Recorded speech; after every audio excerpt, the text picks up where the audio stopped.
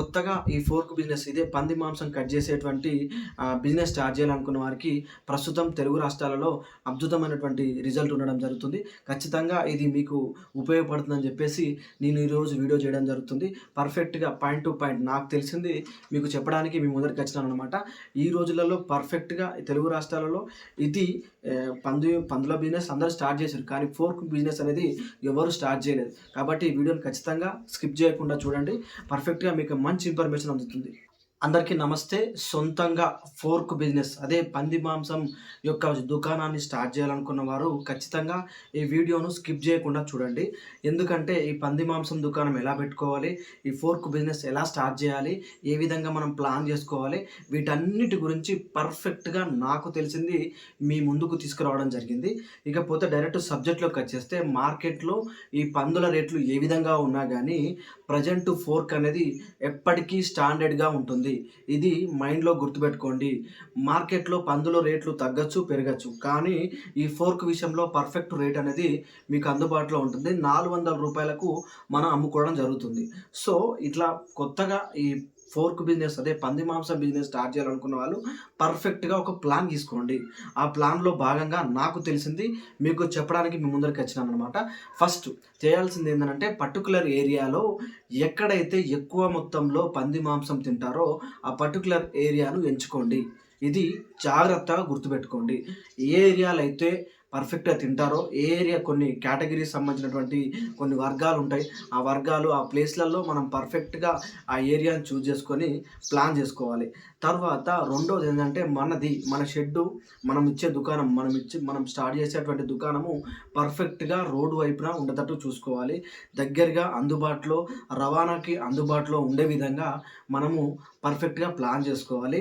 మరియు నువ్వు ఏ విధంగా స్టార్ట్ చేయాలనుకుంటున్నావు అంటే పార్సెల్ పరంగా స్టార్ట్ చేయాలనుకుంటున్నావా, లేకపోతే లైవ్గానే కొట్టేసి లైవ్గానే ఇవ్వడానికి సిద్ధంగా ఉంటావా అని చెప్పేసి ఈ రెండిటిపైన పర్ఫెక్ట్ అవగాహన చేసుకున్న తర్వాతనే మనము ఈ ఫోర్క్ బిజినెస్ స్టార్ట్ చేయాలి. ఇంకొక విషయం ఏంటంటే నాకు తెలిసిందే, ఇది ఏదో పెద్దగా రీసెర్చ్ చేసింది కాదు, కానీ నాకు తెలిసిందే చెప్తున్నాను. అలాగే చేసిన తర్వాత ఒక వాట్సాప్ గ్రూప్ తయారు చేసుకోవాలి. ఈ వాట్సాప్ గ్రూప్ ఎందుకు తయారు చేసుకోవాలంటే ఎవరెవరు తింటారు, ఎవరెవరు తినగలుగుతారు అనే ఒక రీసెర్చ్ చేసుకోవాలి. ఆ పర్టికులర్ ఏరియాలలో ఎంతమంది తింటారు, మనం ఎంత కట్ చేయాల్సి ఉంటుంది, మనం ఎంత కటింగ్ చేయాల్సి ఉంటుంది అని చెప్పేసి దానిపైన ఒక పర్ఫెక్ట్ నాలెడ్జ్ తీసుకొని ఒక వాట్సాప్ గ్రూప్ ఖచ్చితంగా క్రియేట్ చేసుకోవాలి. ఈరోజు బుధవారం రోజు ఈరోజు స్టార్ట్ చేస్తున్నాం అంటే కటింగ్ ఉన్నదనంటే ఆ ఇన్ఫర్మేషన్ అనేది ఎప్పటికప్పుడు వాళ్ళకి అందుబాటులో వచ్చే విధంగా మనము ప్లాన్ చేసుకోవాలి. తర్వాత ఇవన్నీ పర్ఫెక్ట్గా ప్లాన్ చేసుకోవాలి. ఈ వాట్సాప్ గ్రూపు, ఈ లొకేషన్ అనేది, మరియు పర్ఫెక్ట్గా మనము ఏ ఏరియాలో పెడుతున్నామో దాని గురించి పర్ఫెక్ట్గా ఫ్లెక్స్ల ద్వారా అయినా కానీ అడ్వర్టైజ్మెంట్ల ద్వారా కానీ పర్ఫెక్ట్గా ఇన్ఫర్మేషన్ అనేది అందరికీ ఇచ్చే విధంగా చూసుకోవాలి. ఇంకొక విషయం ఏంటంటే నువ్వు ఫోర్క్ షాప్ పెడుతున్నావు అంటే చాలామంది చిన్న చిట్టగా ఆ ఏరియాలో ఇన్ఫ్లుయెన్సర్లు ఉంటారు అనమాట. ఇన్స్టాగ్రామ్ ఇన్ఫ్లుయెన్సర్ల ద్వారా కూడా మనము ఇది అడ్వర్టైజ్మెంట్ చేసుకోవచ్చు. ఇట్లా మనం ఫస్ట్ ఒక ప్లానింగ్ తీసుకోవాలి. తర్వాత పర్ఫెక్ట్గా కట్టింగ్ చేసేటువంటి వర్కర్స్ను ఖచ్చితంగా తీసుకోవాల్సి ఉంటుంది.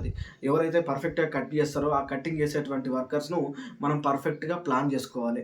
వారికి రాకున్నా మనం కూడా నేర్చుకునేంత సత్తా మనకు ఉండాలి. నేను మళ్ళీ రిపీట్ చేసేది ఏంటంటే లైవ్లో అంటే మార్కెట్లో పందుల రేటు తగ్గినా పెరిగినా మనకు ఈ ఫోర్క్ అనేది ఎప్పటికీ స్టాండర్డ్ బై ఉంటుంది. ప్రస్తుతం 400 రూపాయలు నడుస్తుంది. ఇది రెండోసారి చెప్తున్నా, అది కూడా గుర్తు చేయాలని చెప్తున్నా. ఇకపోతే మనము ఈ పర్ఫెక్ట్ లైన్ గీసుకున్న తర్వాత శీతలం అంటే మనం ఫ్రిడ్జ్లు కూడా పర్ఫెక్ట్గా సెట్ చేసుకోవాలి. ఒకవేళ ఈరోజు అమ్మడానికి సిద్ధంగా లేకపోతే రేపటికి కూడా అమ్మే విధంగా మరియు ప్యాకింగ్ చేసే విధంగా ఒక పర్ఫెక్ట్గా ఒక ప్లానింగ్ ప్రకారము ఈ ఫ్రిడ్జ్ని కూడా అందుబాటులో ఉంచుకోవాలి. ఇది ఒక ప్రాసెస్ అన్నమాట. నువ్వు చేయాల్సిన మొట్టమొదటి ప్రాసెస్లో భాగంగా ఈ ఫోర్క్ బిజినెస్ స్టార్ట్ చేయాలనుకుంటే ఇవన్నీ చేయాలి. ఈ సుగుణ చికెను, ఈ స్నేహ చికెన్ సెంటర్లు మంచి లైటింగ్ వేసి ఈ టీ టీ టీ టైము అవి ఇలాంటివి ఉన్నాయి కదా, మిస్టర్ టీ ఇలాంటివి ఉన్నాయి కదా, వాటిలాగా ఒక మంచి అట్రాక్టివ్గా పర్ఫెక్ట్గా ఈ షాప్కి వస్తే వాటి గురించి సంబంధించింది పర్ఫెక్ట్గా అర్థమయ్యే రీతిలో మనము ఈ హోల్డింగ్‌లు ఏయాల్సి ఉంటది. మరియు బోర్డ్‌లు ఏయాల్సి ఉంటదనమాట. ఈ పంది మాంసం తింటే ఎలాంటి లాభాలుంటాయి? ఏ విధంగా మనకు మంచి మంచి లాభాలుంటాయి? మన ఆరోగ్యానికి ఏ విధంగా ఉంటదని జెప్పేసి పర్ఫెక్ట్‌గా ఈ పంది బెనిఫిట్స్, ఈ ఫోర్క్ బెనిఫిట్స్ గురించి గూడా మనం పర్ఫెక్ట్‌గా ఆ బోర్డ్‌ల రూపంలో ఏస్తే ఇంకా మంచి క్రియేటివిటీ తోటి మనం చేసుకోవచ్చు. ఇదంతా ఒక ప్రాసెస్. తర్వాత సెకండ్ స్టెప్ ఏంటనంటే ఖచ్చితంగా లైసెన్స్ తీసుకోవాలి. ఆ లైసెన్స్ ఏందనంటే FSSAI food safety and standards authority of India. ఇది ఖచ్చితంగా ఈ లైసెన్స్ అనేది తీసుకోవాల్సి ఉంటదనమాట.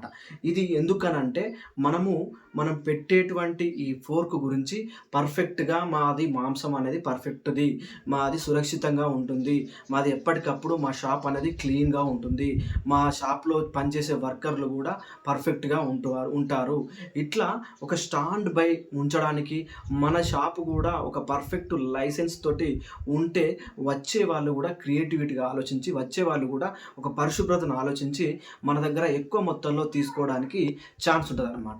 ఇది ఖచ్చితంగా ఈ లైసెన్స్ అనేది ఖచ్చితంగా తీసుకోవాలి. ఎఫ్ఎస్ఎస్ఏఐ ఇది ఖచ్చితంగా తీసుకోవాల్సి ఉంటది. అలాగే మనము ఎంత పర్ఫెక్ట్‌గా స్టాండ్ బై ఉంటేనే మనకంత మంచి గిరాకీ రావడం ఉంటదనమాట. ఇది ఈ స్టాండర్డ్ ఈ ఫుడ్ లైసెన్స్ అనేది ఖచ్చితంగా తీసుకుంటేనే మనకు ఫర్దర్‌గా గూడా ఈ స్టాండ్ బైలో మనము ఈ బిజినెస్ చేయాల్సి ఉంటుందనమాట.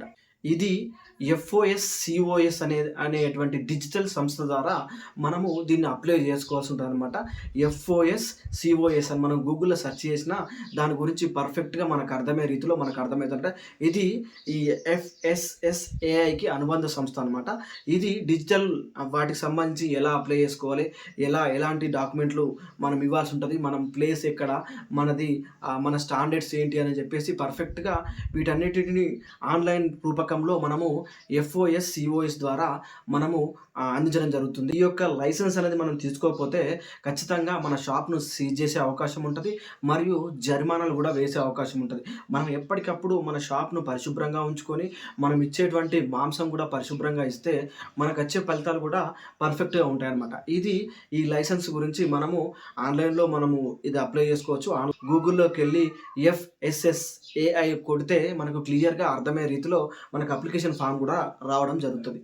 అలాగే మీ యొక్కటువంటి షాపుని బట్టి అంటే ఆర్థిక లావాదేవీలని బట్టి అంటే ఎక్కువ పెట్టుబడితో స్టార్ట్ చేసుకున్నా, తక్కువ పెట్టుబడితోని స్టార్ట్ చేసుకున్నా, ఈ పెట్టుబడిని బట్టి, ఆర్థిక లావాదేవీని బట్టి మనం జీఎస్టీ తీసుకోవాల్సి ఉంటది. జీఎస్టీ అనేది తప్పనిసరిగా తీసుకోవాలి. తీసుకుంటే మనకు ఫ్యూచర్‌లో గూడా మంచి ఈ బిజినెస్ సంబంధించి మంచి అవకాశాలు గూడా రావడం జరుగుతుంది. ఇది లోన్ పరంగా అయినా గానీ, వీటి పరంగా అయినా గానీ, అన్నిటి పరంగా అయినా గానీ మనకు ఈ లైసెన్స్‌ల పరంగా గానీ పర్ఫెక్ట్‌గా మనకు ఉంటుందనమాట.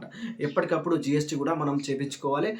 మరియు ఇంకొక విషయం ఏంటంటే ఈ లైసెన్సు ఎఫ్ఎస్ఎస్ఏఐ లైసెన్స్ ఉంది గదా! అది ఎప్పటికప్పుడు రెన్యువల్ చేసుకోవాల్సి ఉంటది. ఎప్పటికప్పుడు మనం లైసెన్స్‌ని పర్ఫెక్ట్‌గా క్లియరెన్స్ చేసుకోవాల్సి ఉంటదనమాట. ఇంకొక విషయం ఏందంటే వీటన్నిటికంటే ముఖ్యంగా మనము ఏది చెప్పినా గానీ ఒక స్టాండర్డ్ బై అంటే మనకొక యూనిఫార్మ్ మన షాప్‌కి ఒక మంచి పేరు, మన షాప్‌లో పనిచేసేటువంటి ఉద్యోగులు గూడా పర్ఫెక్ట్‌గా ఒక మంచి డ్రెస్ కోడ్ తోటి ఏంటంటే ఈ పైన క్యాప్ పెట్టుకొని, ఆ మాస్క్ పెట్టుకొని, ఆ కట్టింగ్ చేసే సిస్టమ్ గూడా చూస్తే, మనం కొనే విధంగా ఈ ఫోర్క్ అనేది లాభాలచ్చే విధంగా మనం చూస్తేనే అర్థమయ్యే రీతిలో మనం అలా ప్లాన్ చేసుకోవాల్సి ఉంటదనమాట.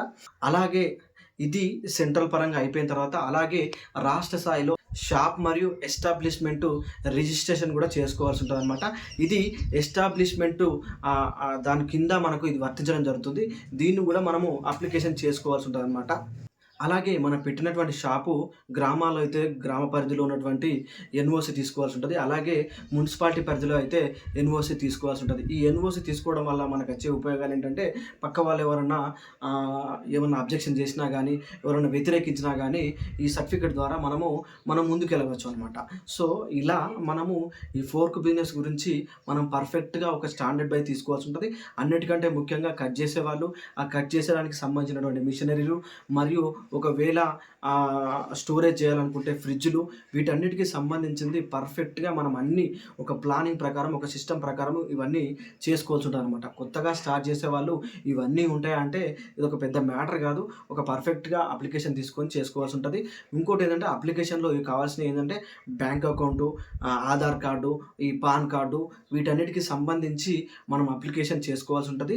అలాగే వీటన్నిటికంటే నేను మళ్ళీ మళ్ళీ చెప్పేది ఒకటే, కొత్తగా స్టార్ట్ చేసేవాళ్ళు కొంచెం క్రియేటివిటీగా ఆలోచించండి. క్రియేటివిటీగా ప్లాన్ చేసుకోండి. మన తెలుగు రాష్ట్రాల్లో ప్రస్తుతం ఉన్న పరిస్థితులలో మంచి అవకాశాలున్నాయి. ఈ అవకాశాలను యూజ్ చేసుకొని ఈ పర్ఫెక్ట్‌గా ఫోర్క్ బిజినెస్ స్టార్ట్ చేయండి. లాస్ట్ ఫైనల్ కంక్లూజన్ మీకు మళ్ళొకసారి చెప్తాను. షాపు షాప్ ఎక్కడ పెడుతున్నాము, షాప్ పెట్టే ఏరియాను, మరియు షాప్ మోడలింగ్ అంటే మెయింటెనెన్సు, తర్వాత పనిచేసే ఉద్యోగస్తులు, తర్వాత మనకు అందుబాటులో ఉన్నటువంటి మిషన్సు, తర్వాత ఫ్రిడ్జు, వీటితో పాటు మనకు సోషల్ మీడియా నాలెడ్జు, తర్వాత మనం ఇచ్చేటువంటి మెయింటెనెన్సు, తర్వాత జీఎస్టీలు, ఎఫ్ఎస్ఎస్ఏఐ సర్టిఫికేటు, మరియు ఎఫ్ఓఎస్, సిఓఎస్ ద్వారా డిజిటల్ ద్వారా ఈ అప్లికేషన్ చేసుకోవడం. ఇవన్నీ ఒక ప్రాసెస్‌లో మనము పర్ఫెక్ట్‌గా ప్లాన్ చేసుకుంటే ఫ్యూచర్‌లో మంచి రిజల్ట్ రావడం జరుగుతుంది. ఇంకొక విషయం ఏందనంటే దీనికి గూడా కాంపిటీషన్ ఏమీ లేదు. సో, కాంపిటీషన్ లేనప్పుడే మనం స్టార్ట్ చేసుకుంటే మంచి ఫలితాలొస్తాయి.